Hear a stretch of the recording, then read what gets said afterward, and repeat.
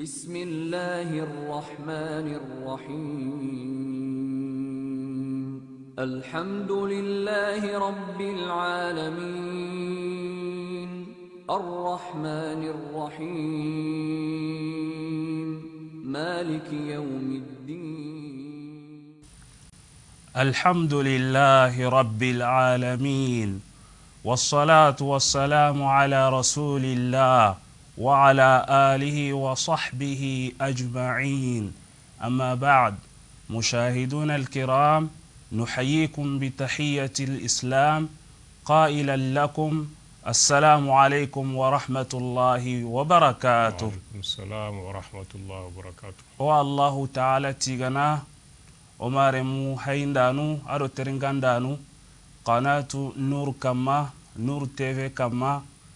وبيسو كويني تسلام أغن كويندنا كيغاني السلام عليكم ورحمة الله وبركاته. وعليكم السلام. نامرو الله تعالى مغا أنوغي مندي صوابنا ديغان قانوندي أرو نيانغولوندي أرو الحالة ننسوكهم انتندي ومارمو هيندانو جما waga tuwagullo nadi nanti aga yaren aga hainin katta nur tv ay sonin kon tafsirin qurain kamma kenga pasene telenga ke ya juman kota na utud neverenga nandaga wara 10 nga aro araban kota o hay kota ke be dilenki na utu 11 nga nandaga wara 12 nga midi. Alhamdulillah alla do warjaga lenki ona meyi awa telenkan nogondi kapa o akhinga aro qaramo kengana Sheikh wal Imam Abu Bakar Traore. Sheikh Abu Bakar Traore, assalamu alaikum wa rahmatullahi wa barakatuh. وعليكم السلام ورحمة الله وبركاته. يا شيخ عبد القادر سونا. لبيك. كيفكم؟ الحمد لله. نحن بخير. والأسرة؟ والأسرة الأسرة سالمة إن شاء الله. طرطور أنت؟ الحمد لله. ما شاء الله. إن شاء الله. ايوا شيخ ابو بكر. أيوة. ايوا الحمد لله بيغاني سونين كونغا أيوة. ارو سونين كان مكانو الحمد لله يا غنغا كي وقتي نور تي في كما أيوة. الحمد لله تفسير القران كما سارو غارونو ولا لقن نوندي ايوا كان كونيندي قاننا ما نغري كتا او سونين كونغا ارو سونين كان مكانو. تفضل مشكورا. الحمد لله رب العالمين والصلاة والسلام على أشرف المرسلين محمد صلى الله عليه وسلم وعلى آله وأصحابه ومن تبعهم بإحسان إلى يوم الدين. نعم. السلام عليكم ورحمة الله وبركاته. وعليكم السلام ورحمة الله وبركاته. وأسلام من دمان سكوني وسنكون كنيارو سنكان كمكانو. نعم. ووقتي بيري سنقاسوكي وقتي بركانتي. يلا. والله نيجا نارنو منهاتي. آمين. وغارنو قرآن بيقرأ. arno na hatai Amin. tirinkan nan posirenga nya karangan nan posirenga آمين. arna barajen sa hodangan آمين. insyaallah kenya ni toujours gara darsu ngara no kube يابو. suratul nur na suratul nur no gonyadi Yabo. da kenya khere na utu نعم. hoko na dingani insyaallah yoro sun kaso ke ga kala يابو. walla nya ga narno gemundi sahabai آمين. wana sahabai kita kengira allah موسري. na khataw be walla nya arna yampo magadi آمين. آمين. kenya إن شاء الله. الحمد لله رب العالمين. عمر مهندانو جما أغبغنا إمام كوين لغنيا مغو كتا غسوكه منتنغا. الحمد لله كوين دندن يهالي ورونا والهلاق النغندي وبالله تعالى التوفيق. لنغوغا جلي ودنجر بيا كينياني آية تمدو باناندي سورة النور نغندي. أعوذ بالله من الشيطان الرجيم. بسم الله الرحمن الرحيم. إن الذين جاءوا بالإفك عصبة منكم لا تحسبوه شرا لكم بل هو خير لكم لكل امرئ منهم ما اكتسب من الإثم والذي تولى كبره منهم له عذاب عظيم. الحمد لله رب العالمين. نعم. walla tigana alla be do tigande nga kawa naam wa tigana tigande ke be khimpa gantay tigati khanu ngana tigati magayan khayenga naam salli faren kama sallallahu alaihi wasallam naam ara dun kuna da sahabanu Naam. sura suga batira killenga ma al qiyamam kota naam kemba loro suratu nur ngame yabo suratu nur madina surani yabo yan ka madina kenya ni sharia ndo kite pugabe garadi yabo yabo umar ibn al-khattab do mille trasana kata kufan kunga yabo ti ini ya garun kharangu ni suratu nur ya khibare be gadi ah kite be garadi ya gabe ni mosri Mosri. mo gara ko darsu dangin tendi yabo pour que aho gabe famin khibare yabo ka nu khibare adamare mbenga khawa nyana mogobe adamare mbenga khawa sabati ni mogobe mosri na kunya koni darsu ke me sura ke ga jope be jopa jeneni yabo na ken koni na la katu mo siri ti sirebe gana sanga yabo sange ngana sigandi Yabo. annan khawa katini kame jana ndanga maya anyare halle anda anyare halle anga sanga yabo annan khawa kalla godo ya garesu mosri ke mbureni de aburen nan jaye nan ti sirebe gana sirebe rakatu ti sange nga amari ti dalilo kulle na kama megeni nan ti sanga na nyani yabo nan tan nan kati tancheke jani nan jaye nan ti gadi sirebe ya gundi ngani angana nyagalle man la katu ya gare yabo anda nyakella katu nan ti sanga na nyani ube adan kere me tankelle me amari ti dalile tanai Yabo. mani me bane simaye ada miru ada twagu yabo ya gunga bonno ta sabu hmm ya gunga bonno pew ta sababu nga ta sababu nga rodo ya gunga bonno naam anda ya gare la katu ya gare ti manya Naam. anke maliya sangana Allah ti agarina na akhirina ga tagundi yabo bane suna kuna ta nagato igo na kuna ta nagato ta karagadi anati Allah langa dengi kamanda igara gare yako ya garen ka diga men na kina gana kuna naam ta nagato yabo ta karagadi anati Allah butengi kamanda ikina gara hibe ko tongunya gari to gonya gana ge kenga nanya darsu dangi to gonyi ga siginonya ya hunga kutini do mena bada inta ya gani me ta ya gani me kenya ko bono betonko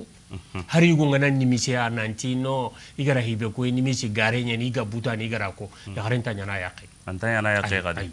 imamu na maliki maka kenke kenya ko bono do lemme ke be gido menaga Yabo. lemme tanya na lang jangal lemme de no lemme nga daga na di mai ada gana di adi ma mai naam nata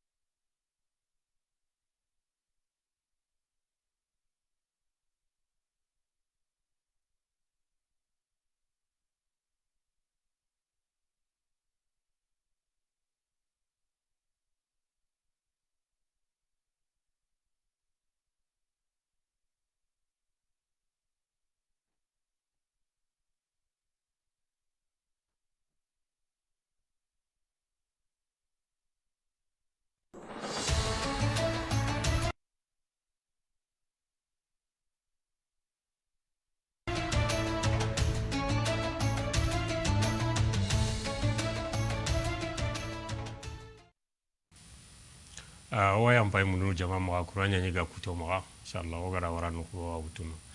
o tilemme ke be langande ngaya da sababu ngaya saranum pilliga da meso khidai lemme ta jatino ko mi nanti jangal lemme ni ala lemme ngabatini di mai amanya dambe mutu amanja mutu aru manya wa me khene me habe ke koni habe ta sikita ho hoyi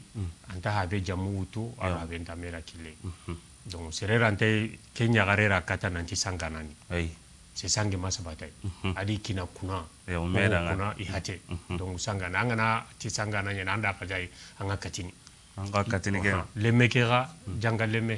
bisa jangal lema ko masabati naam donc kenya sabuda wa hatene me ke khanne kama lemme ke di imawa me khene me habe ngana nimisi nan chage nanti gara hibe ko gare nyani khazfun hadunga kutinadi lemme ndambe nga sakene katte me yagare ke goni aranta yagare ke donc anga tunu nanti sange ni hoy ko buru gore mo sere angana nya ire da anga yagina nakati anya ga la nakara sere gana saga nga gamanya tungu ya nakati tancege jani ya galum pillibe yugo ngana sari i yaqinga ananya sababu ya gunna bono bada bada kenni hore islam me alla sageti ne kadi nanti ti wasa asabila ti kiliburenyen kenga jene donc alla gati hibeni kiliburenga ange ngana kinya ndega kilenga birayndi ho ntankane ya gundo lo konta ko ngai mo sere arno kisay amin donc ado mar me islam me maga duna dun suro mpay nanti ke hiwa suro maga kundu anya hibucine suro nta ajatene aga hi gore nyaga na alla maga anke nan ko walla to no kenga wakati donc anyi men alla tay alla gara sire be nu rambrande annam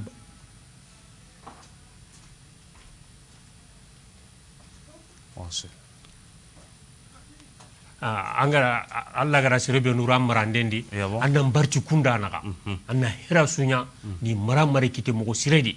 ibe ganta betegene tike jiku bure ke ganta sakta ke islami nan ko du huna da anta wa bangeni tike na Kenya ya gamba qura khibaria na Kenya gomi ya gamunye na Kenya gomi bire ndega kille wani alla hay garam pasa na kesu koni do sangen khibarenye kenga nanya hibucine sirebe maga anganya nata antandan kitenga halake nyani kenga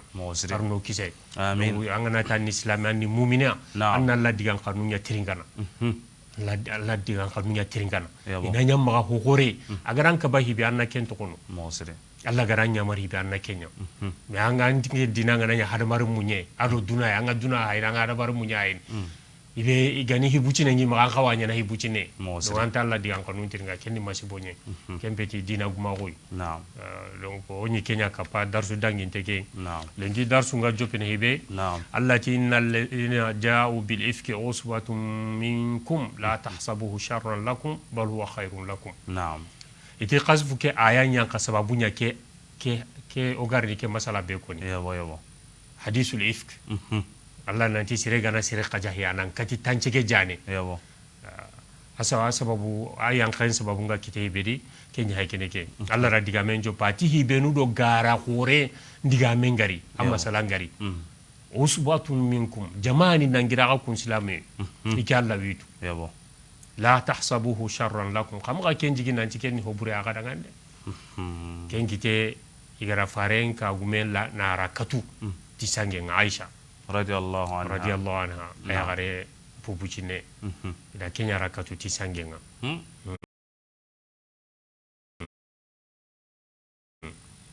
Allah ti jamani nangira gani iwitu mo siri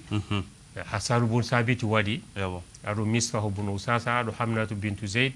adu raisul munafiqin Abdullah bun Ubay bun Salul munahu adu sere sankunto igama butti more kita faren khibarendi igra ho sima nanta wanyana farenga kempo homanye ay Allah igra sik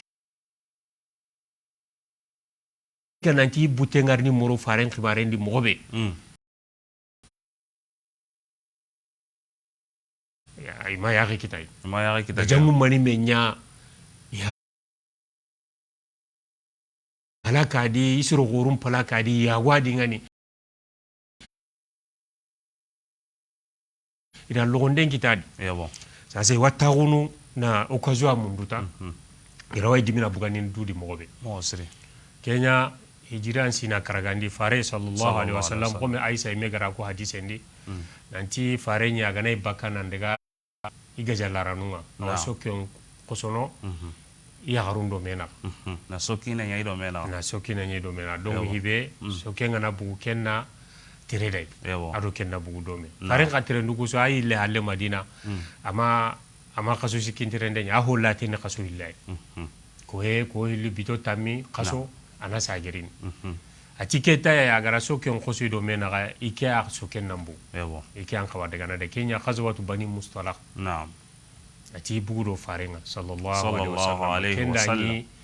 hijabun farla ya garun kamma islam agun jo pare hijabu maino halla hijabu ngari farla farenya garu ado mumini ya garin sukama anti hoho na du suturi wandi go magangari donc faren aisha bugudo farenga sallallahu alaihi wasallam ida hauda junda bari ngani guppi manga iwa dabar ni na yako bire serenga rona di wa wuti wa sauni nyogo ben kama awade ko gatini tillise ma tillise ma ya kenya dabar na aisha radi na wutu na tauni nyogo ben kama nan daga farende ga gajan ke asagante na yankan no kuyugo urolla garunga aisha ti haju tuga like bugu hauda jukedi na nyi serenta sera nan daga do gunnen bangen iga duguti hajun tuga iga sage nerini iga di ikanye lola ida nyi khanye ke akuti ayere baki ayere isa ge nan daga khanye ke mundu igara khanye kite igarini kenda nyi setan daga idaga na to ibenu ga a hawda juke utuna waranyo ira utuna waraka ma imasubi nanti awadi mantadi ata kenda yi walde mina gundi ciega bentia ya utuna waranyo go ben kama idega naam iba akengari adanyi dega naam agutin tagunda hakren khore sabuda mati wa de batini de ubi wi mundu na tagu batendi ati itagunte ke khenko ko santadi raga ikhenke kenda yi sahaba yi wa halle kengani Safwan bin Mu'attal as-Sulami naam kelli kengari sigiyata garay israhu bitam binne mangari atintia agari ngarta ditu bisa nyitu yerodo hijabu nga yankana mosre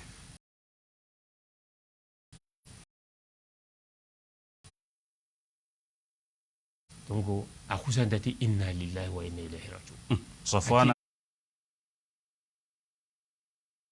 anda kengo Safwan bin Mu'attal anda kengo ata gara kengo ta iko kusanta wulli aran ken digame konne kenya ndike wulli quoi i wulli naam amma digamu hilli koni da anya kamo anke na mani yere daga nan to kamo digame ho ma pas ci do mena aganta inna lillahi wa inna ilaihi raji'un Allahu akbar aratunanti Aisha ni ati kenno kungata ikuzan dari dampe nyankandi ya galakku kura magi ya galakku ngari yabo iri dampe nyankandi ya galakku naam kenga ko nanti ya galakku suture gelli sahaba faren kendi sallallahu alaihi wasallam ya ko yusuturu kendi atari nyugo men tusindi adi sutuni nyugo meke kamma yabo adi daga mi gara lege yabo ya lege kurengata kenya nyahinga muna gunda kendi ame aro namba kenga bonde nanti ya safando Aisha bane ni halle hay gari sasa do ni golli burenye donc igu bane ya garbane ya kenya ro namba kenga bonde na kenya nya diga ame Aisha ta ho sela na to preuve sontima dalile sontima harbane Allahu akbar wa Abdullah ibn Ubay ibn Salul muna gon kirse kenda kenya ta sigira na kenya diga ame na raga na junju madina no gonde na sanki Allahu akbar Aisha rakatata Aisha de anyi sangana do Safwan na yi gare dalle ho wonta ma islami suru go no gagira kello na ga sakahike na junju nan ko munaginunga anti no me mistah ibn Usasa sahaba sire Allah kanna na sire adu Hasan ibn Sabit adu Hamdat bintu Jahas kun siri raqilla di kun peti munago sire buruhe me jarabi Aisha ti ga kinya Madina ita ike kusanta tawai kaso yiwa kandi inta ho sira sella kibarundi yabo ke digame junjunte nga be sura mugu bi ke bani ay memamu Allahu akbar ati kota yido sahaba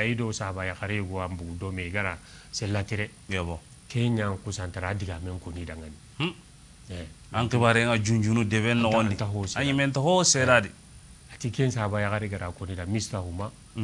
o ati sunu mo siri iwuna wuro ke wa wunata me meri sobi fare nyam mo gondi katia sa fare nilani igana tawaya gani mo edo slogan de benyana da bugu kenga yabo andari ta atiri ya gare kan ku ba gare gani hajunga tikendi sobini yabo do brambe ya gare ke gara kuni dangani nanti kya na debendi ati suno mo siri kembira ida mundu fare ma nanti ani warai wara isaranu ni wara jare no ko mi masa yabo fare ndunga nan tandano naam kenya to anu ngati ya gare ngana wati kine maga yabo wace ya agana mundu kine maga nanti wara ikara ihawa isara nuni wara jare yabo aka wana kille ngara kan ko fare ngara kille ngara ke kan Aisha kan mo daga jare ko waka pike ngo maga kenga ni lada ngo maga ya gare be ndo hana agana jidi wati ne wara honne ngi isara no maga bo kenni lada sirani ko hontai ya galle mum pilli gana gemadi na wara daga honne ngi isara no ngoro pisa no ana nyani sarana ya gare na sere lendu jaga ko mo nganya na kunda honta kundi menu yabo aga na gemadi wajibi hede aga nda gemadi naam to kunyi gonu sirenta tina sunna he anta qur'ana anta hadisi ni fare ma la da no benu o sharia nga aganta sariya kontrunga o dangi ni tikenga o takenga malaiti honda ara no gondi bega sharia nsogini kendi ona bara ya tikenga ube angana tu anda ona hera yana kembugadi ube anga tu anda daga dorunga warni nya kundu antarni siro siro burunya na no warni ro awure na bonondi kundi meno Allah way balla kenga he anna waranda daga kenya sireni lada ho aganta sariya kontradini on dangi tikenga kenya sireni inshallah se sunna nyimeni mani gemendo haramari muna me kanuna ngemu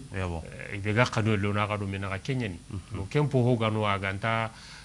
ho harame dengendi ne ube aganta halale haramunu o dangi ni tikenga aisha ti de ganu iga de ganu itinti ma idi matirni itimba mani diga mena debendi manku santara pacin su konida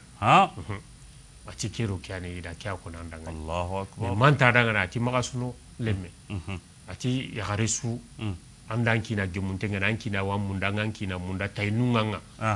anta baka jambaye dinga mosri wallahi jambaye mutu katanga yabo donc annan sabari naam do fare sallallahu alaihi wasallam aisha gaja diga meke ko nana masire su gaja yabo se fare ni iwotiani se duru mamai ahinu nya Allah ma donc amati sire suda ngani anke nyanda ke ginge akeda ndan haramu be ndan taka ho hoye la rahinu ngina Allahu akbar ati Aisha ati yandai ga hibe kono ambarinti nya gani su Allah wa ambarini na hakrenta gondi atambarinti nya gani su Allah ga ambarini Allah wa Qur'ani pele mosri ati farenda kenko ke maharu wuci late baga wa hayu nya khafarenga alayhi salatu wassalam bugu sorondi apera gari sorondi ta ati Aisha ati Allah tiga Allah he garam bari mosri me Aisha tike me isa untenga nan Allah wi bari me ma sika nan Allah wa Qur'an aya no ayan kani ibinu ga qarni maduna gangiri ike khibarendi Allahu akbar ni Qur'an di bakka munagino ngara garebe sitai idan siga wanyana kuwa ita na sawu faren pakren kamanda girana ti kuike donc Aisha bari ndi dan siganya na kuwe minanta nya na Qur'ana ya nu tunganyi mena Qur'ana ngaya nu nyankandi no ma Aisha bari na bari ndi ati make ima taxoti ke Allahu akbar ke suni daron taxuyi ro kallanga ko fare ndi idun ko nundanga mosri donc aya nu ku ga yanka fare nda ko ni Aisha dangani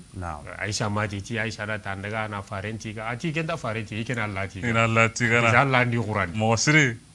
Allah tiga Allah nda Qur'andi ibenu ga bitake ki hidi ngani ni raqen qubadi ngani donc isu yawu wallahi donc sahaba suru ko goy mistahu no tubi mo sire yabo Allah yampi maka haddu mbugi dingani haddu mbugi di kenya Allah gar e ko aya nu koni antinal ladina ja'u bil ifki usbatum minkum jamaani nangira gani amadu ngi to kono kesu suturay imeno adutu sahaba nu ngitu idi demandanu gabe me kusuro karagi me kuanya ay manka ko la tahsabuhu sharran lakum khama kenji ke hobure aga dangani aga islamu dangani islami bani ga rakati islami bani ga toro hinda go islami so atore mosri bal huwa khairun lakum kenni khairinya aga dangani insha Allah waqatu yabo igara ko hibe Allah wakentu mosri si harmare mena hinu hilado menaga anti gandanu adam be gundanu mosri tigandanu tigande na maga marsanga ay kanni ay be gundanu be gunde kenna magan sunondi hibe gandu Allah naga Allah ga hibe to an khibarendi yo malikenye mosri dura su gana Allah katu anda ya angatu andu Allah naga nga mogobe yabo amma hikenya anta ko nan sunondi mosri Allah ya gara kenya wari wuri bal huwa khairun lakum li kulli mri'in minhum maktasaba min al-ism na'am ho raqinga bitake ke khibare di asuyi tuga don kitan bane والذي تولى كبره منهم هيبي غرا قوريكي مي مانكا غومتو اغرا جونجو ديبندي له عذاب عظيم يانغا ختا قوري وادانغا كين عبد الله بن ابي يا جارون لغاتي نا ديبل لغاتي كونينا بولوندي مناغينو كرسي كيسو iga dimina bugani dudina fare nka gumela katu fare nga tore ne tay fare tore tay Allah hay gari fare nkan kurandi mosri se ka senne tage honum po sire ana tanga ke nka merendini Allah nta dungene tike Allah hasanina de كجر الله قاتي من كان يظن أن لن ينصره الله في الدنيا والآخرة فليمدد بسبب إلى السماء ثم ليقطع فلينظر هل يذهبن كيده ما يغيظ أتي سربي كناجي نانتي كوا فارلا والله محمد صلى الله عليه وسلم نانتي تايدا نادو لاغر تي أنا كفوني تي كاتش لاندو كنانا رجيباني وقت سينا دبنا يدنا الله أكبر الله دماني جاي كوني موسري الله ورني دغويري دغو غبي يبو فاري ya haren kibare ndingani kenya Allah wa hasani har mu'mini sire Allah na hasana kenya Allah gatin man adali waliyan faqad azantuhu bil harb sire be gari ken men jangi qoni nangare ken kontrunga yabo anda ga jangin kutiyade idanga me donc anda kombansi ando Allah na do mu'mini sire nan kalle nya nan tanga kenya gajana huklendi ube bangaendi na rakatu tanga dambe mbonondini ando Allah wa mede wallahi ando Allah wa me Allah wa nyaguni Allah wa nyaguni kenya harmare mi annan cembe Allah hanka be ga harmare men di mu'minindi ken nan cembe nya Allah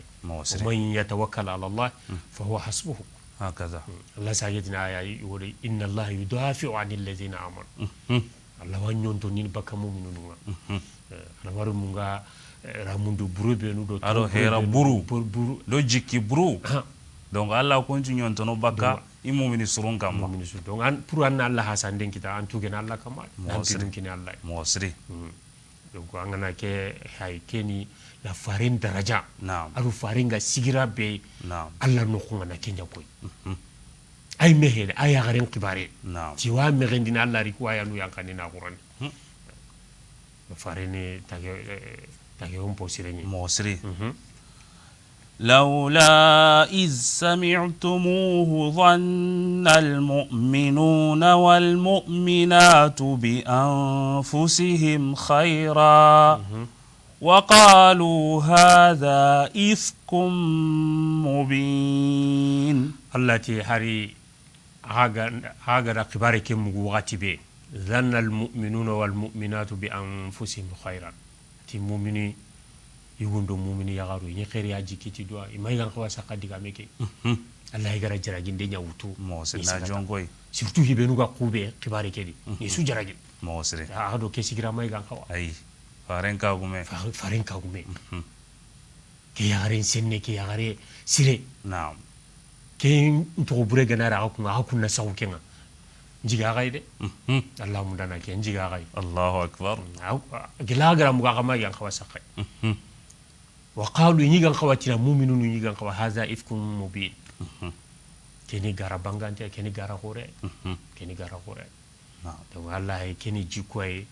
اسلامي غان خوا اوتو كتامي اسلامي اجوندا حلسو جيكونا مي حسنا مي جونيا دي مي حلونا مي راورا موسري harmare me be angara ankama anka parlement pasana da halina damben qurandi bakka suru megandindenga Yabo. igana hokko na yanga dai be to annati no kama ke kon ke karsanta dungine ke ajukoyeti ke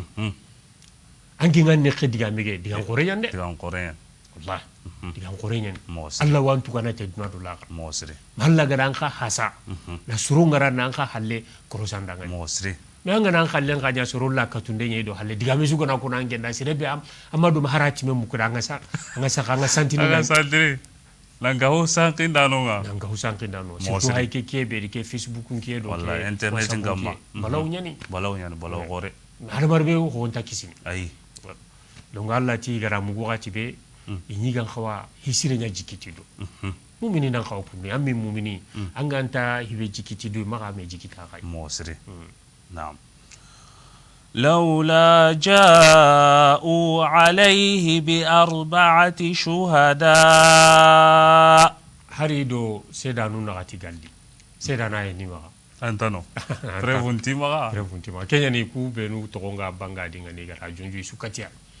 رتانجي جانا بوغا sukatia سوكور so ko dondi سلامي سورو مؤمن سورو surtout bane ke ni Abubakar me mare men Iya, boyo. anandira men موسري Amadu Abubakar ma suna fami bane موسري Allah ti hari do sedanu na gati galli فإذ لم يأتوا بالشهداء فأولئك عند الله هم الكاذبون biran be do sedana gamari sedana anti maga dalile ho onti maga ke khibariya Allah ti fa ulaika inna Allahumul kazibun te kun kamanu Allah kite ni kunya ni garanto na diga men ko tan ani dalile ndama كما sigira يرى ko onta ma bolonta onta ado laganta onta kenya ni garante nanga ba kendi de والله garante nanga ba de donc diga mesu anga agara mugu surtout aga sire sire akama surtout aga sire gore akama iyo sire dambe gume akama ما جاو ما جاو نانساو كينغا maga jaw nan sa ko surtout anna sa yete na sa konda nu kannenga anke nyimeni ko أني مير كولانا نيكواي موسري ana ko nambar na Allah ba أي الله ندي لا تخفى منكم خافية khafiya anke da bo anda anga masaka anta kawana Allah kami angara Allah kami ando Allah kamanu Aga angara subane. aga subane ana sa gun kannenga homma ka sa anke kannenga أوا سهل anke أغادر ngan kallen Allah kan taw ngado debenga ألا سهل أغادر asa أوا سهل أغادر ulaika inda Allah humul kazibun نعم donc garanta ko yugoni hada mare min na ko lagami iyo nani dalilen tahibe موسري surtout hibe ga hada mare metana yin kullan kama damben kama hora gun kama silama gun kama يابو na ma dunga kenga kenni junubun po goro gore ye نعم kenni junubun po goro gore ye نعم kenya ni farenga kono hadise ndi ati man tatabba awrata nasi tatabba Allah awratahu Naam. sai su gani kallenya anga hada mare mu tokkini do hada mare mu nyaita kudoni waiba إلي بودرو ile bundro na kenya mundu tana bugani khurenga atanga rango lenya kinga Allah gawa tukini dan khay nan lebo man komben no han kompen no wanga hibe nya nan pakhirendi sire sunta bakasa Allah bugani sella be so abaka seda ke ngureni mani anga sutura munda hada mari mun sutura موسري anga waiba nya munda hada mari mun waiba ta Allah tan suturna abada الله وان يبنا man satara musliman satarahu Allah fi dunya wal والآخرة هكذا to ke Allah ti ku garanto nyani يابو agu mai gan khawa sakha kendi ga me mo so ولولا فضل الله عليكم ورحمته في الدنيا والآخرة لمسكم فيما أفضتم فيه عذاب عظيم ولولا فضل الله عليكم الله honnan sira hongan kha he aga kama duna kedi نعم anta jawnuna yangan kada yangan daga kama ba gara hibe nya kay kundu ke ado hoy gon khawat موسري Allah honnan sira honyanni igara ka to نعم wa rahmatu ada hinna ya aga kama نعم fi dunya wal akhirah duna dulaga honnan sira go duna kedi hinna la gara ga yam pana kama نعم kengam baga he lamassakum fi ma afattum fihi azabun azim honya ga kitana ga kube hibe dina yi dalilen ta ga maga na mu'minunu mana kimmerendi yanga ngata ko te nya ga kitana موسري na do la gara نعم donc Allah honnan sira hunda hinne sabuda agara ga to donc kama ga sai ka tamede إذ تلقونه بألسنتكم birambe aga kendiga me jabatini aga ne mene nun kamana koni nan caage sagadi وتقولون بأفواهكم ما ليس لكم به علم aga wa hokkono aga rakendi to huganta ga maga hibedi kengani o ma aisha rakatunden نعم dalilu gonta ga maga وتحسبونه هينا manin bononta kesui agara garen diga men ko kenni hobure na ho saga saga da gara kenna junju na yi tonguhe موسري bebe gam bononta kesui wa tahsabunahu hayyinan aga wa kella gana hibucine وهو عند الله عظيم ani kempa gene alla kitendi kenni hi khorenya de jinu khorenya de bise ana do koy faren pakke faren kagume kella katunde take honum po kallangunde kenya kena kenya rakatu kempeti bucine de كمبتي بيتشنرا kempeti bucine atahsabunahu hayyina akhawa kella gana hi bucine wa huwa inda Allah azim hi khorenya نعم hi khorenya donc ayan ka halebe nu gara kitadi mumini surugu e nimisi po gore ga mo sire nimisi po gore ga mo sire نعم ke suna mani ko ino nanti islame annan se henne non korosi موسري annan se henne non korosi annan se henne non korosi Naam. ne fare ngara ko o de sahaba go muazu bun jabal نعم nan tani ne la kufanka za mafaringi katuni ne ne ngana ko ti andan ke ne kiraga raga bakkan ada raga bakanga de muazu ti ti Allah wa o ila gara ko ta Allah wa dungo yanga katara ti se hembane farente amma tu se he صلى الله عليه وسلم sallallahu alaihi wasallam se he nyawa hada mare men kupana jannaba imbe ndinga anya galla kungama anya galla kun kam makentu se he manya de سهم يا لا surtout se be se nganya rakatunde ndo merendinde nyaita الله tuhuma tuhumanta na me tuhumata na kenya junju tanda khibaru muguta na de bella gatay kenni jikku burburu awo ya alla garange ntakanna liti dunadi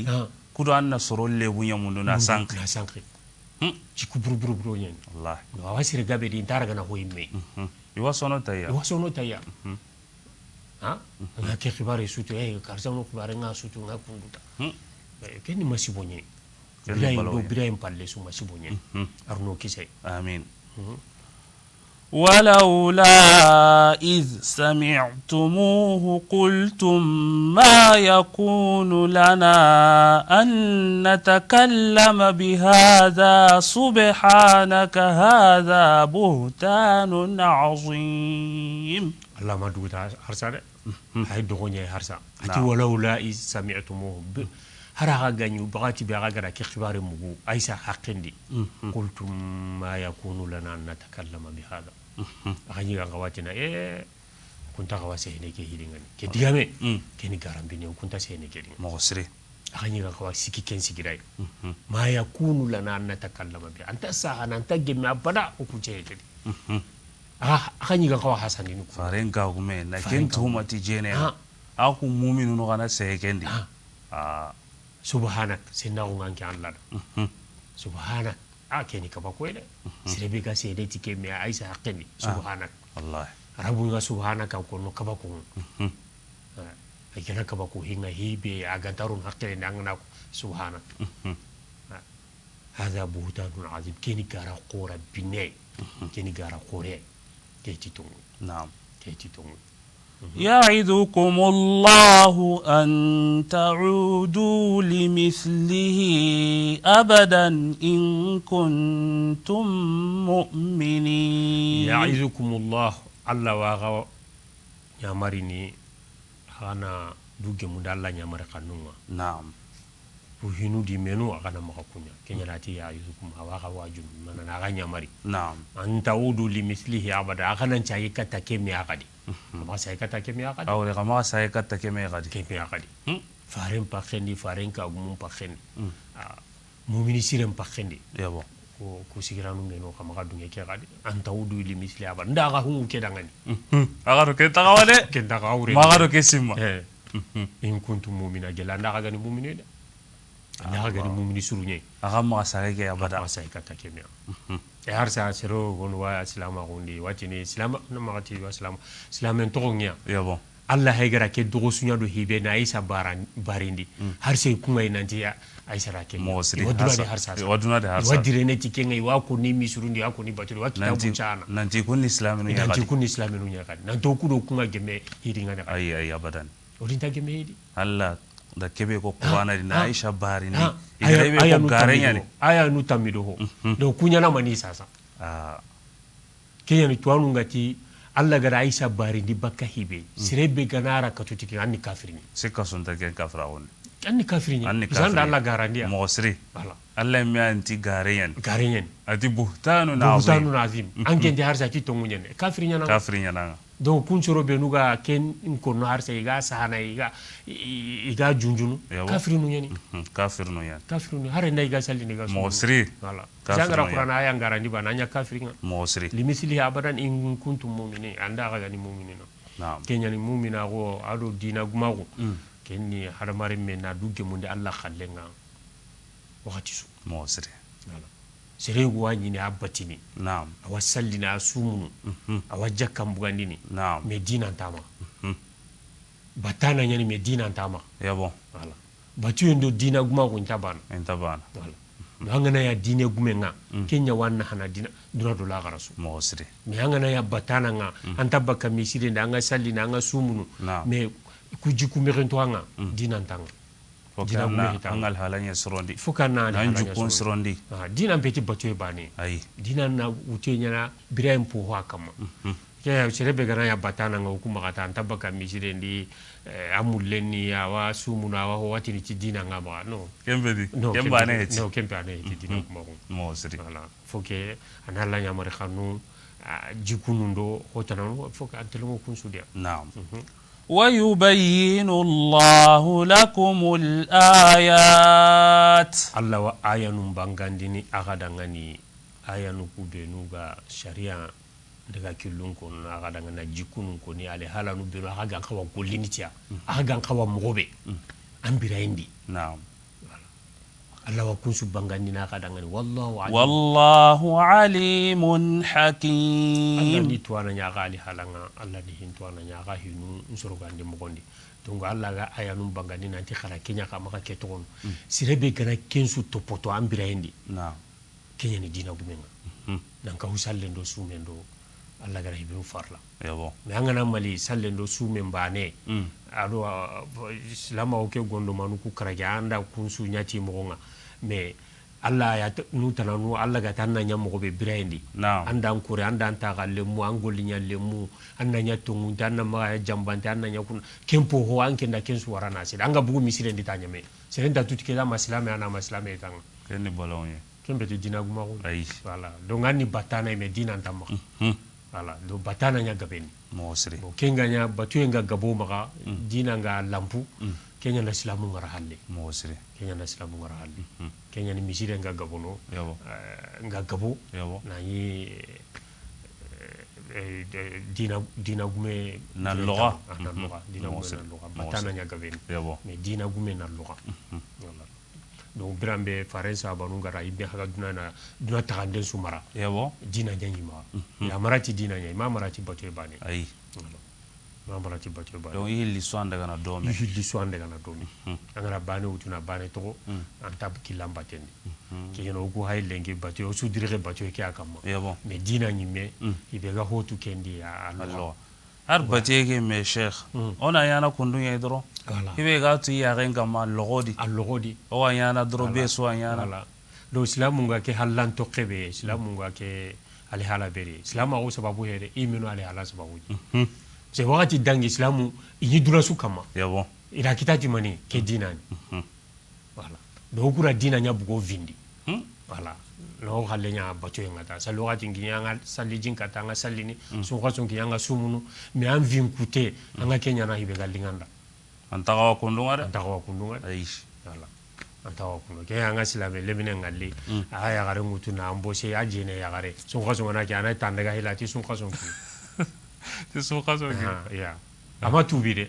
atumana andaga hila ero suka sunga dange suka sunga na danga nari na jo pakati la hawla wala quwwata illa billah kenni batana ay kenni dina gume no kembe dina ya kenni masibo ya iti hono no nga ijeni ya garu kunya ni sugurnun da isugurnun da barni ni no kon katai kembe di balawa ya kenni masibo ni la hawla wala quwwata illa billah no to ko ken ali halade o tabako mo gondi faut qu'on change faut qu'on change jukunu ku srondi ken ka kitene do mani fo kharangi on khara o ko sene garange o ko sene kharangi misir hakke be ho mo gadde be ga me tagande kharla ga nyoma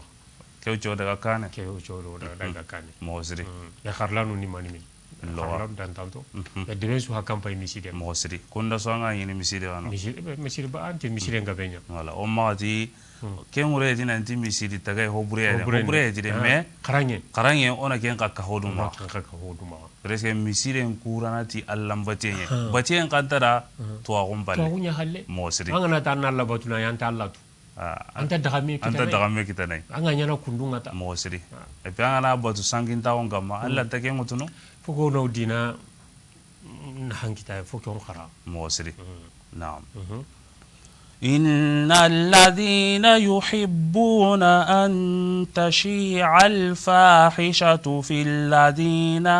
آمنوا لهم عذاب أليم في الدنيا والآخرة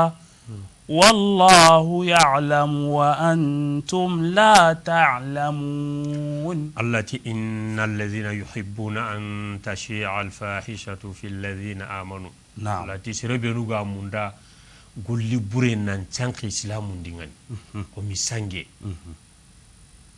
يا موندا كنان تانكي انا هانكان كيتا اسلام دي ina kenya munda ti digan kanunga ti nyangolunga lahum azabun alim yanga kata bumbu inte wi dangande fi dunya wal akhirah dunadu la akhirah نعم dunadu la akhirah نعم kenya ne so kumo benuga sawga legati Allah نعم bro kiye iga Allah batta iga dulatune Allah kusenga gundondo bangayndi yabo ko kunto kono anga ma kunto kono ando Allah wa medi mo siri anga ma kunto kono ando Allah wa medi e benuga munda golli bure nan canke kengani sangenga yabo mu'minu nun dingani ati yanga kata wira buimbu indengani nan khallenda ngini mu'minu nga e hogani sangenga ado sangen khibaru yabo islame maganya nyangane maganya ahasan danai maganya hasan hoga sange nyaro no laqi yabo mahadungi kenga mahadungi kenga نعم islame alle nyaro anyaku mahadungi bakka iga bakati irame be ga ya gallon kinyane akel selang alla gati ndey bakka in suturi tikenya sireni yabo andro to kenye suturi andro to kenga Mosri. kurosi bugu tasu angendo ke irame ga ba ayilla na kerundi angara hibero anyi ngola ga mayan kan kan nunka mayan kan mo siri annan kuren ko kinni batu en pogore mo siri kinni batu en pogore mo siri ala ma bugu sella ngati ale hale gara soron jarabi mangi ngana kalle annan taguta ni wara kundunga hibe gallinda ina da bari wa yiran burullo ndini daira timmante rondini warno kisi me anyime tagunte nyaxinga anka dun ko ngamare ko nu ngi wasange ngilenga ma Allah de ho bakati dais so wana mbali so kana mbali yani masibonye ne ho ga sange nya junjunu kengani afilimu yi kengani me journal ya na gaga ou bien cassette nu na gaga sange khibaru nga ibenu da so haramun tenyen so haram angana khalsi ho kita kendi haramenyen haramenyen نعم ou bien na dingira wa maga na alogo sanganu yabo we benu garni golli bure nya na logo kuma na kenya wa kenya na di andi Allah nkute andi sumbana junubudi mo siri antashia fahishatu fil ladina amanu lahum azabun alim fid dunya wal akhirah akundunga hibega silamun jambane ire nyagarundi iya kundingani di halle kunsu hakedingani lahum azabun alim hari gama buga sira Allah ko ni wasi Allah waseda Allah Allah islami suru anna budi halle na daga iya ko trompe anna daga ire nyagarun trompe anna sigi kane jarumundi te khalsinganke ma surtout ga keke be dilengi mo siri anna sage da masala gadi lahum azabun alim na ko yalla yin anga tike benda ya de ndanya ho buga de ke wala Allah kan tanto kono de Allah tanto kono Allah ta gortinango lahum azabun alim fi dunya wal akhirah danga kata kote wira duna dulaga ki ngure mani ke khibare ke islamin nan ka wala tunatu amarandi mogondi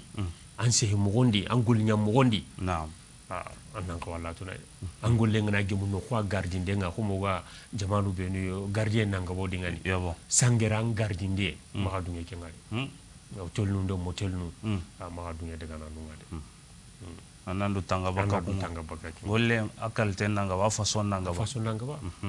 Allah mangar jaga jongi haramya ay والله يعلم وأنتم لا تعلمون الله واتو هوغا حرمار مي أنغون دون دام بانغا يالله واسوتون نعم وأنتم لا تعلمون أغا كنتاتو أغا سورو بينو غا كوبي كي خباري دينغن أغانتاتو نعم هوغا خباري دا الله واتو نانتي عيشة بارين تني الله انتا دونينا بدا نا فارين سوغان نا حسوتا غونسو نانتي كين تخن نمبغي أنت دونينا anta sire buru sugandi na bara na ro kenya gundi ay agara ho sugandi na ra ya gunda so sire mo sire ay duna dunya garunya ni alla garanya garunya mo sire wala kenya na ku soro hay ga ya guti ko qur'ana ya ni ibe nuga kharne ma duna gangiri mo sire ولولا فضل الله عليكم ورحمته وأن الله رؤوف رحيم ولولا فضل الله عليكم الله ننسرا هونغا مقاهيا أغا كما دونا كدي ورحمة الله هنا أغا كما لا غرقنا نحن باغا مغا نعم أني جولونا يانغا قتا يانغا أغا كما دونا كدي وأن الله ننتي الله رؤوف الله نهينا نهي رحيم هنا نهي نعم يا أيها الذين آمنوا لا تتبعوا خطوات الشيطان ومن يتبع خطوات الشيطان فإنه يأمر بالفحشاء الله تنفسه تهوندا أمبينينا يابو كينين دعاني الله ويانا كون فارس صلى الله عليه وسلم كنت مكون ينقاي مكون ينقاي ده كان نوارا يغارونga تيجان دوانو بمكولي يتهو عندنا أي كتوم بامبا أتي اللهم إني أسألك من فضلك ورحمتك فإنه لا يملكهما إلا أنت الله أكبر أي كتوم ينقا أتي الله غنيا غنام فسمو تكون دام بيننا كنت أكوه مغانجي نجاي وجنة دايدو جابوين تلدي نالدي تكاتف ati keni Allah sa unta nga hinna nduku mo siri kala faso unta oye hinna nga hinna nduku masha Allah warja mundana na keto Allah khendi anta kumena bada mo siri Allahumma inni as'aluka min fadlika wa rahmatika fa innahu la yamlikuhuma illa anta Allah imianti was'alullah min fadli was'alullah min fadli na'am kemba lallati ya ayyuhalladhina amanu la tattabi'u khutuwati shaytan na'am ati agum benuga limana uti Allah ya kama batiro shaytani kilunga de shaytani ga kilumisu benu walla ga kanina ga marsa yabo ni nya kilulungu nya ga ure kama batiro kunga de Allah killi gora baneke yabo angana kellaga magam palle hayde magam teti hay maga kara hay na'am ya tattabi'u khutuwati shaytan hu ga ite Allah khalle nya ngada nya kinni shaytan killenyi mo siri kenni shaytan killenyi نعم هو يبنوغرا سانجل لا يكيلن يغانينا انما شيطان كيلن ديك شيطان كيلن الله تي وسع سبيلا ومن يتبع خطوات الشيطان سربي غنا شيطان كيلون باتو نعم فانه يأمر بالفحشاء شيطاننا هرمار من يامرني نانغرا ماني غولي بوري نيان نانغرا كونيا نيان كومي سانجي كومي غارانتا كومي كاجايندو komi karnde komi fayindundi menu wal munkar adu he qoninto sari angara hinu benu qoni kayindundi menu ha do langandu ananga la kunye hasida gunu khonna gunu wal munkar adu he qoninto yabo ولولا فضل الله عليكم ورحمته الله ساجي كدي تزورني هنا سراغوندي هنا بري اسلامو ولولا فضل الله عليكم ورحمته ما زكى منكم من أحد أبدا أتي الله حسن تاونغا بغا هي كما دنا كير ادا هنه ما زكى منكم من أحد أبدا سيرسو ما يسونو بكا غادي باكي جنوبون asui beterente ni to kanda nya ta na to danga malagara nya wonte na risi Allah jobe mo sir president andanya me duna kere angana nya angana sai katalle a hunnan sira hunda ina nan kunku pakadi pew nan qurani nanya ko mamadu manya Allahu akbar. kenya ku sahaba nu ku itubi mo sire me munaren kirse ge agema amabu haribaten Ha? aken kara muna o kedi mista hunu ni misi mo sire ado hamna tunu ni misi mo sire nan jaga Allah yampi suma Naam. kenya Allah warna ma kuto kane na ko nanti iyampa ma Yabo. na tigati na khiriti toy ibe gari tiganden to kenya ni mista ho Naam. ولكن الله يزكي من يشاء ga Allah wa sire sonon ni sire be gara saka aga dara ge mundi tube nga aga tubi tawbatan naso Allah wa tubi laga Naam. wallahi ga dar no tubi no laga Amin. arno qur'ani no sonon ni bako junubu Amin. kenya ni masibo ke sudna bi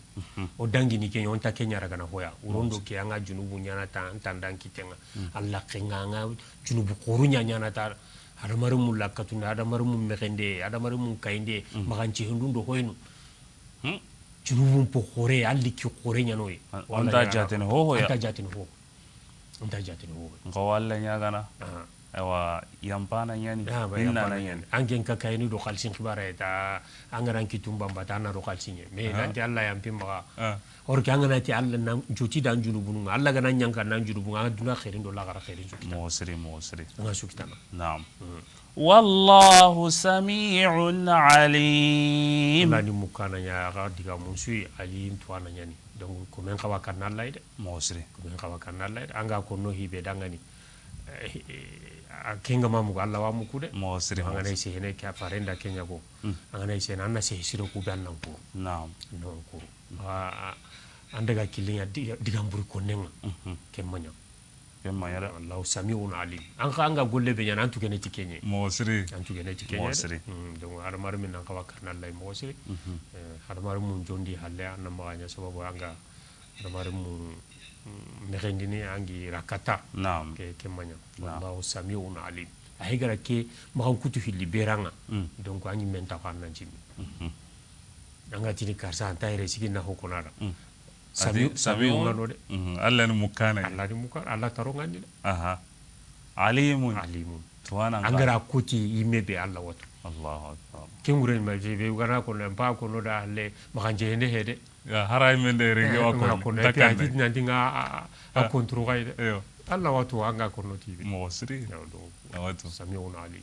arno kisi kunji kun Amin. har mare me Allah ga yante ni serebe tuma baka kun kibaru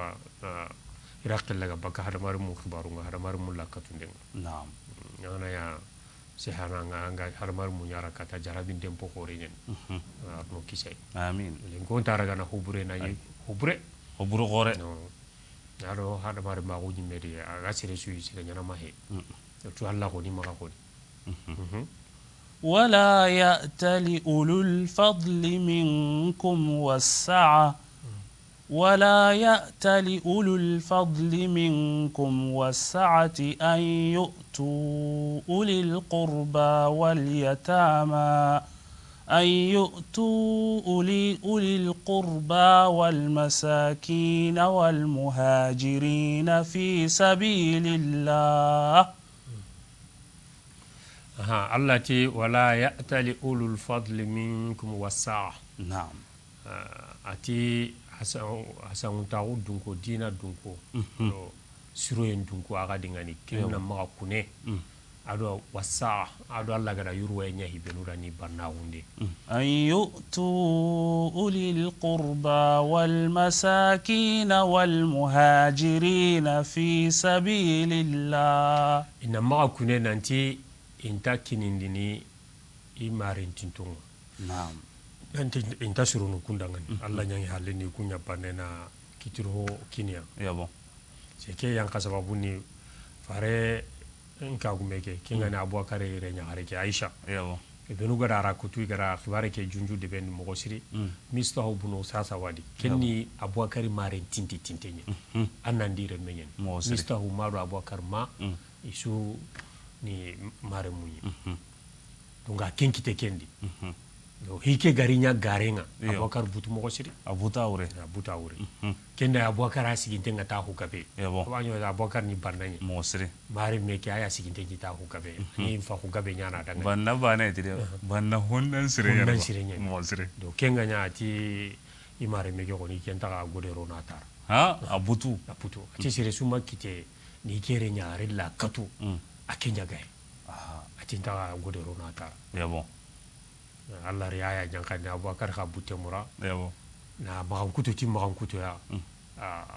ke ngara baga mo siri ti wala ya'tali ulul fadli dina gume siru eduke ahadi ngani wasa adu yuruwa eduke gara yuruwa nya ibe kunna ma kune nantinta ho kindi ma imare tinto mo siri Allahu akbar okay ya abubakar ka fadlu nya ko mo siri asigiran koy ke faringa ti ke dangi halle ke matodi sire sunta so abubakar pasasu ya masha abubakar kay ndanunga jamaa dunaya wallahi abubakar to gorate ko nijo i jamane so anda abubakar to ngaldino i jamane monso allah haranga na lemmen to abubakar e wandiya ko anana buga konna usabuda e ko ngani do gheriti ni islami ni kullanda yana islami no ti abubakar ke ti kafiri adu umar Allah ya adu aisha Allah ya kamana surubenu tiga ni barindi wala yatal ulul fadl minkum wasa an yu'tu ulul qurba nanti taga hokini marentintonga wal masakin adu miskinu marentinto kubenu gani miskinu nga wal muhajirin fi sabilillah adu benu gara hijranya Allah killendi marentinte nyani miskine nyani muhajiru nyani kesuna ro mistahwai Allahu akbar badiriyon qani ate badiri ko dai ya ko nanti mistahu ga tubi Allah ra tubi laga mosri kena ahlus sunna wal jamaa ngai be kamananti har mari manga da junubu qore nyam mo anga sage katalle Allah wan junubu nyambal me mazabi gumu tanan wano ko khawarijunu kuntino anga da junubu qore kenya ke an lono imbendia e ko ngara gotonde ta lono imbere ti tubintai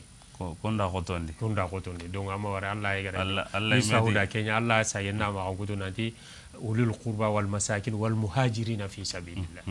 kuni ma gudo suru mosri saga tubi Allah ra tubi billah yo atino qutana gadi qul ya ibadi alladhina asrafu ala anfusihim la taqnatu min rahmatillah inna Allah yaghfiru dhunuba jami'a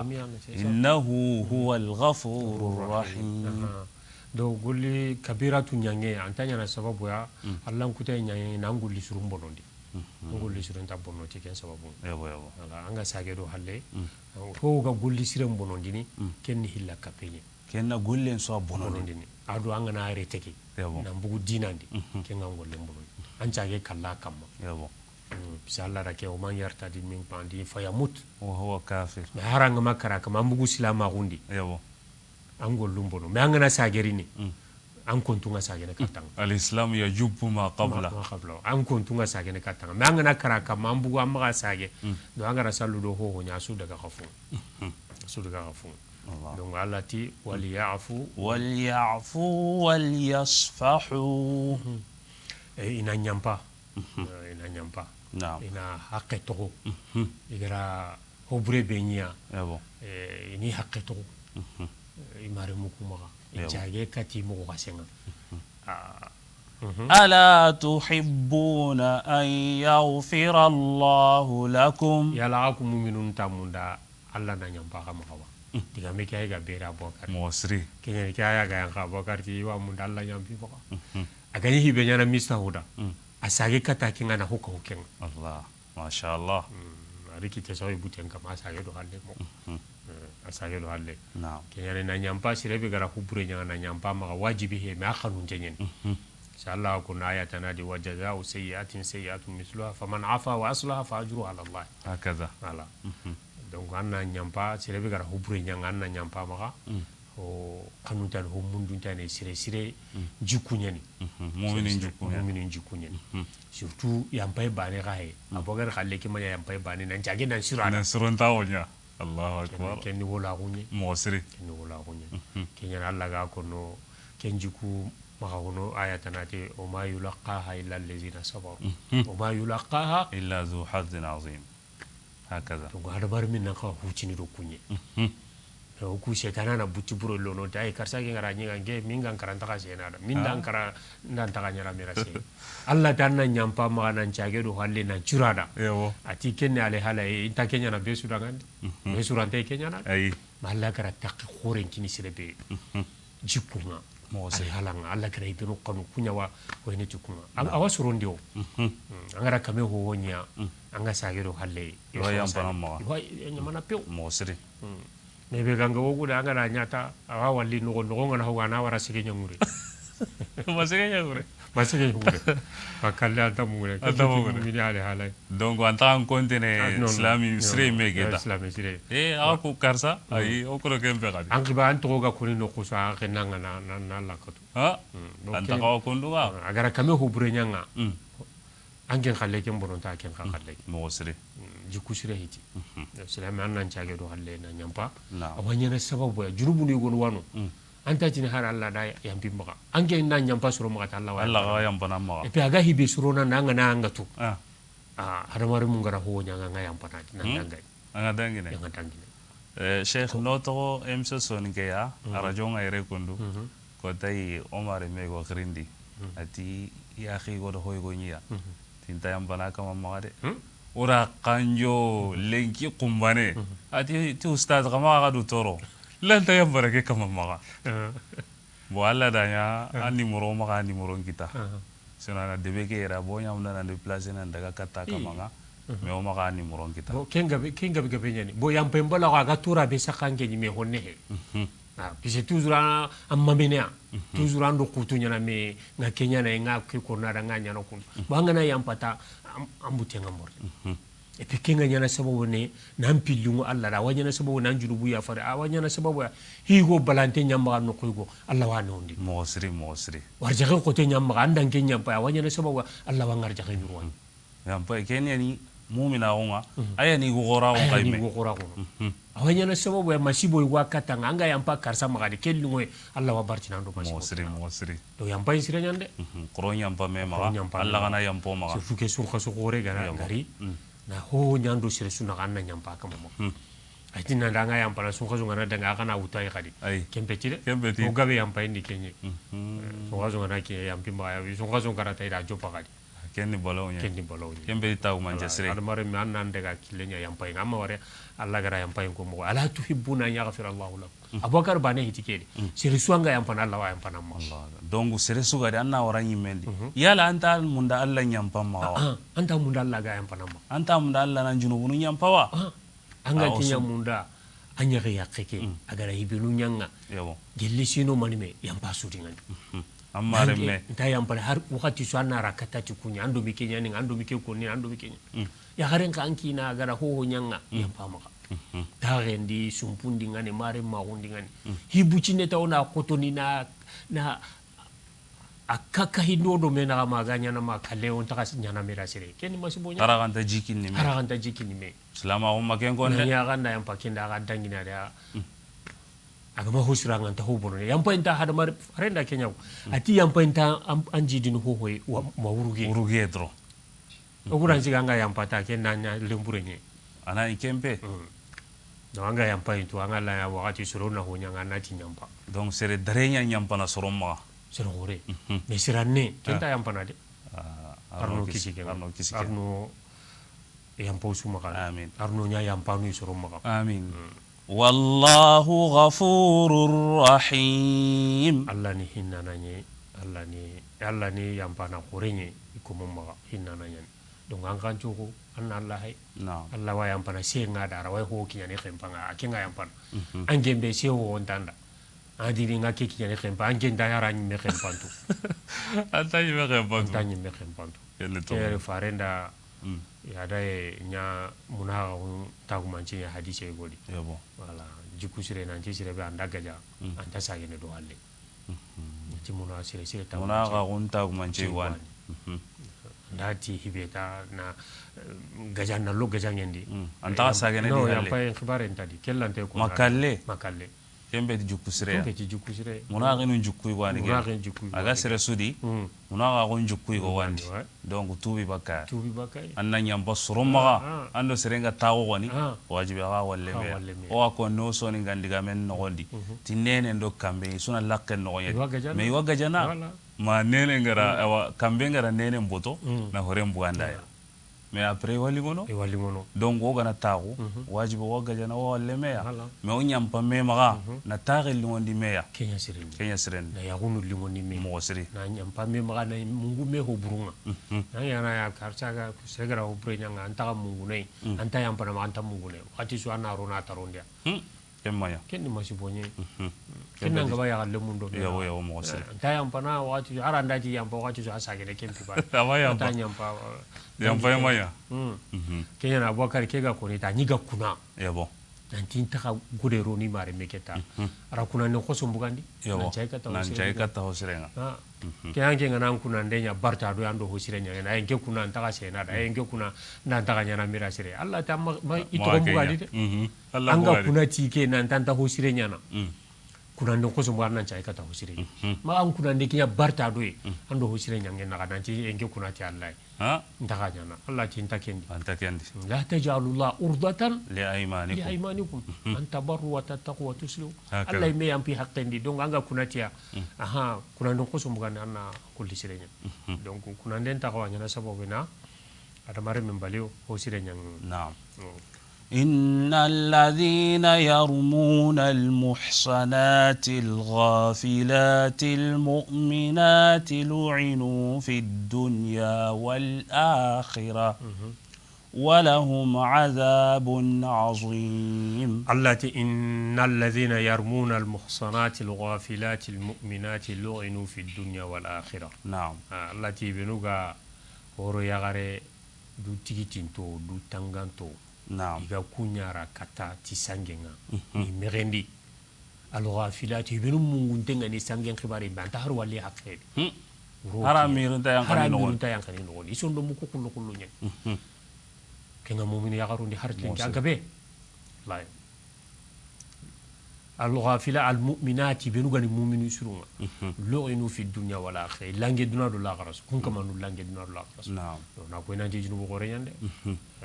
جنوب غوريان لعنوا في الدنيا والآخرة نعم voilà kaya wa ko nante fare nyagaru ku bana mbesu anga dira katu surtout aisha be khibare ngari نعم anga dara katu tanya kafringa aya dangin to do ngari allati alladhina yarmuna almuhsanat me irada ghafilati do mu'minati ka hadi suka mosri ke sana do aisha aro fare nka mun kutu نعم lo inu fi dunya wa ilange duna do la garasu wala hum azabun azim yanga kata gorewi danga ni la garakota na ko nanti aisha barinteni barinde ma dangi Allah me gara barindi mosri na ko nanti fare nya garu ku khasu isuna arjanna no goni يوم تشهد عليهم ألسنتهم وأيديهم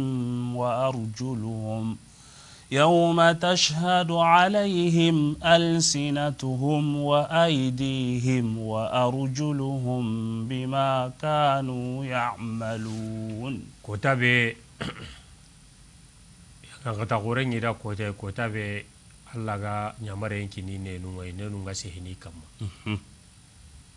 nunga se gani se penya na dino dado kense henta banadi la wa se hera lono nene nga wa se hene igara hibenu koni duna kene nanchedi kama tasu wa aidi ma adi kitu lai kitun che hendini kama wa arjulu ma adi tanu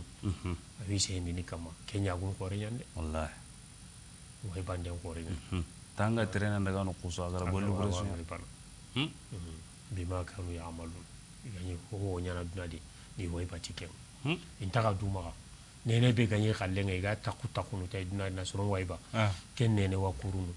Allah wa sihira tanarunu nene ke ibe gi mo konkon tanu kitu sui mo konkon naam be su jondi ada marim panando hada mare lagare jinnanu sujondi daga sujondi kenya wu serenan kanu kenye anna anduge mu dalla kallenga naam ambira yake wuci bucinani tangara ko taso antatu jati bure ando kenna ma daga siga Allah jombe na gadi naam يومئذ يوفيهم الله دينهم الحق كم كوتانا الله وتمان دينياني دعاني itu timan tu nyakinya dinahumul haq itu hari tunggu Allah wa kenya timan tingginya kem kotang ويعلمون أن الله هو الحق المبين kem kotang ay watu nanti Allah telungun tenni Allah telungun tahu bangantenni huwal haqqul mubin kenya ne tungka telungun tenga kenya tungka telungun tenga telungun ho gantadi نعم كوين عندي وقتين كيا الإمام لا بس نعم إذن دكان قال لك روح أنا بما إن شاء الله لينك ودار سنسين ديني يره إن شاء الله سورة النور دي يبو والله يا نارنو بطول لغا نعم يبنو كاغا موسى با يغرا الله خطاو غني انجليزي شيطان ارو يمني نعم والله يا نارنا يم بوجنو غنوندي انا سو خاسو كي كوتي ارنا نوندو كما آمين ارنا سلاما غوروجي ارنا سلاما غوروجي ارنو جيدي لمانا غوي آمين آمين no dina laga de ho ndar mar mi magabe gam pu andina andina nga dugu tanga tampete harbani nga dalla ba tampete harbani موسري na la to shaytan nga ni mera Allah diga mumu يبو donc la tatabi khutuwati shaytan ani mara linga ko adan sabati adan khairina Allah bace nya ngara kingara tanga nyaga mendi نعم arno kisike آمين الإمام سارanga baka digamen nogondi o hay sunqaso nogoyadi irigi sunqaso ado sunqaso kutu difference ni do mena nasa wonya duna no kunsu kotanya nano abo duna no kunsu kotanga no yo anna mani jongo ni katta surobenu alla gara no yi dangani anna mani jongo ni katiya sunqaso ke nogondi reske ange ngan no pakka suguri ngaro kutringa awa kembrenga min honu nga minni awa kambi gallu nga kambini me hodi remu ngano mi gana jinta ondi na kemmeni yo kan conseil na makata ewo bannanu nga o ga gire hari aya be karno mosri donc alla anna siro amme islamé dangani abokar khisani sasa ani ga kuna inta siro no imare me ga alla ti anjuro dangani asai kata siro ngo donc surtout que sun khaso koredi naam arende anga na sababu na suguri kini sibi be na huturu kine agana sumu abaraje me wakinna kai naam me hangenda siro hilli siro tammi masoro dantan to kota so anga ku sukurin kinnya wa anda birado kinna sun khaso mo mandi iwa sumunu tanke nyigande ke wa sumu kutun tanke nyigande ne kherim pokore nya mosri donc siro comme hadisu ngara ko fare ni siro no wati be sun khaso ngana ki ko ni kapa siro nga buci ho gabe mama me buci ne be ganyama ani hutini do siro ngal alayhi salatu wassalam ibo nda wara kitendi asukini sironi naam nay ay medul internato Allah lengi alla gara khairi biro silamu kitenda gabe agaben sire banira way faminu bani me utan anta ho bonondi na wono halle hayme inshallah pinne me inshallah miskine agali hala bedi asire ni abure ni abatino anta batino silama o ke to be ga tamar ma o ke har silama ge adamar ma o ke to be ga yo na ko sona okay shukran wono ni suro mbala gun jongina ta ya manya de akundu dara kenna ngaba de anya gen kimpe tankille Allah tangin nan surada sirada arno ku amin amin alhamdulillah rabbil alamin imam ona nuwari na Allah ya ganda ngani Allah gana ke duro te muso nyanda jannatul firdaus ya ewa nafaqande watin dambe su Allah wa gilli kataya kregre ya ga ma wa sun qaso be no woni debe ke dira alhamdulillah tonge gabe wanonga banna gabe wanonga iwi duro te nyana me har so wi gangunu ina hokkahu duro te nga kom farenga ya yana mo sallallahu alaihi wasallam aya yi soronju hon nan sirenga me sun qaso ngana kiye ayi ho kapake fon nan sirawoya Allah gana ken sabatindi na gollu musonyo da khadar janna ya wa alhamdulillah tafsirin qur'an kamma wa sikara ngani relenki wati nga anyeme sorobe no gara wa tafsiri ke dabari kenya na ga imam abubakari wa Traoré o imam khore kenya na sheikh wal imam abubakar Traoré ado abdul qadir suna aga mareme o aga sto gollo nadi nantona direct nya sasa ewa o direct nga facebook on kamma inshallah donc bito hilli telengan kersunda kenya utuna kini sone gonga ona tafsiri ndabara no gondi ewa kenga ni lenki kota araba nga sone kon tafsiri nga pasene telenga nga na utu 11h na daga wara 12h nga juma kota nga kenni bita hillandi nga ewa juma kota nga tafsiri nga pasene telenga ke ya nautu 9h nandaga wara 10h inshallah be suto wonna lokendi agana kona ga yakunda ada garemu ado aga tagalle munda ga menjallimu wallahu ta'ala nyagana alla ganona hati qur'ana ya alla gana qur'ana nyoda ngan hujja ya alla gana o baraji ti qur'ana ya illi qur'ana gano hutu katta arjanna ya mare musliminu o gana nahiti qur'ana ya duna adu la gara wa hada wa sallallahu ala nabiyyina muhammad wa ala alihi wa sahbihi ajma'in wa akhiru da'wana anil hamdulillahi rabbil alamin wassalamu alaykum wa rahmatullahi wa barakatuh. بسم الله الرحمن الرحيم الحمد لله رب العالمين الرحمن الرحيم مالك يوم الدين